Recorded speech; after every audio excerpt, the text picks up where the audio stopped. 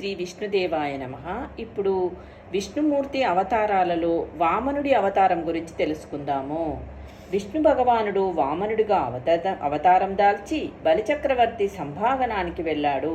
బాలబ్రహ్మచారిగా స్వామి తమ మందిరములో అడుగుపెట్టగానే బలిచక్రవర్తి సతీ సమేతంగా స్వాగతం పలికి సకల ఉపచారాలు చేసి వామనమూర్తిని కుశల ప్రశ్నలు వేశాడు.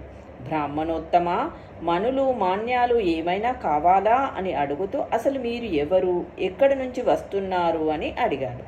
అప్పుడు వామన రూపంలో ఉన్న విష్ణుమూర్తి మందహాసం చేస్తూ తన గురించి చెబుతూ, ఇది నాకు నెలవని ఏ రీతి పలుకుదు, నొక చోటనక ఎందునుండ నేర్తు, నెవని వాడనంచెమని పలుకుదు, నాయంత వాడనై నడవనేర్తు, నీ నడవడి అని ఎట్లు వక్కానింతు, పూని ముపోకల పోవనేర్తు, నది నేర్తు నిధి నేర్తునని ఏలంగ చెప్ప, నేరువులనియు నేన నేర్తు, ఒరులుగారు నాకు నొరులకు నేనౌదు, నొట్టివాడ చుట్టముకడు లేడు, సిరియులొల్లి కలదు చెప్పెదనాటెంకి, సుజనులందు దరచు సొచ్చియుందు అని ఈ పద్యము పాడాను.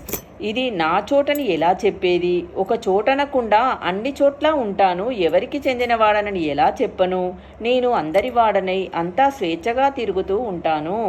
నా నడవడి ఇదని ఎలా చెప్పను? పూనికతో మూడు పోకడలంటే సృష్టి స్థితి లయలు తన వల్లనే అని పొగలను, అది నేర్చుకున్నాను, ఇది నేర్చుకున్నానని చెప్పటం ఎందుకు? అన్ని విద్యలు నేర్చుకున్నాను, ఒంటరి వాణ్ణి కానీ అందరి వాణ్ణి, నాకంటూ ప్రత్యేకంగా ఏ చుట్టమూ లేదు. తొలుత నాకు లక్ష్మి ఉండేది, ఇప్పుడు లక్ష్మి లేదు. నా చిరునామా అంటావా? నేను తరచూ సజ్జనులతో కలిసిమెలిసి ఉంటున్నాను, వారు ఎక్కడ ఉంటే అక్కడే నా చోటు అన్నాడు. ఉనికిని తేటపరిచి భగవానుడు పైపద్యములో అన్యాపదేశంగా తన ఉనికినంతా తేటపరిచాడు. తన సర్వవ్యాపకత్వాన్ని, స్వభావాన్ని ధర్మగర్భంగా వివరించాడు. పైకి బ్రహ్మచారి జీవనాన్ని వివరిస్తున్నట్లు కనిపించినా లోన మాత్రం ఆ బ్రహ్మాండ నాయకుని తత్వము ఈ పద్యములో విశదమవుతుంది. విష్ణు సహస్రనామాల్లో కూడా శ్రీ మహావిష్ణువు వైభవాన్ని వేణోళ్ళ కీర్తిత్తు సర్వహ వ్యాప్తి తదితర పేర్లతో స్తుతించారు. అంబశయ్యపై భీష్మాచార్యులు అంతా తానే ఉన్నవాడు సర్వుడు, సమస్తము ఆయనలోనే, ఆయన వలన కలిగిన ఆయలోనే లీనమవుతాయి.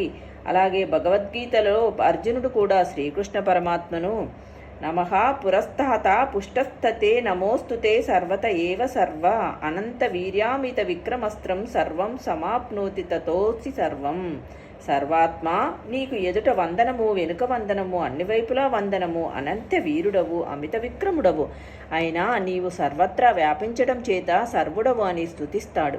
ఇలా సర్వం తానే కనుక ఆశ్రయించిన వారి పాపాలను సంహరించేవాడు, ప్రళయకాలాన సర్వాన్ని నశింపచేసి తనలో లయింపచేసుకునేవాడు ఇతడే.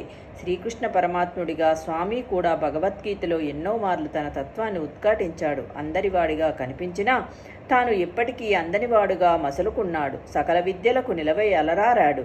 శ్రీరామకృష్ణ పరమహంసగా అవతరించినప్పుడు ఆ రాజీవ నేత్రుడు తన ఉనికిని మరింత ఉత్కృష్టంగా వ్యక్తం చేస్తూ నిర్మల హృదయాల్లో మరింత స్పష్టంగా అభివ్యక్తమవుతానని వివరిస్తూ, ఒకే సూర్యరశ్మి అనేక ప్రదేశాల్లో పడుతుంది, కానీ కాంతిని గ్రహించే అద్దము కానీ, నీరు కానీ, మెరుగుపెట్టిన లోహాలు కానీ సూర్యరశ్మిని చక్కగా ప్రతిఫలింపజేస్తాయి. అలాంటిదే భగవంతుడి యొక్క దివ్య తేజము. అది నిష్పక్షపాతంగా సరిసమానంగా అందరి హృదయాల్లో ప్రసరిస్తుంది. కానీ వినిర్మల హృదయాలు మాత్రమే ఆ దివ్య తేజాన్ని చక్కగా ప్రతిఫలింపజేస్తాయి అంటారు అని భావము. రేపటి వీడియోలో మరింత వివరణగా తెలుసుకుందాము.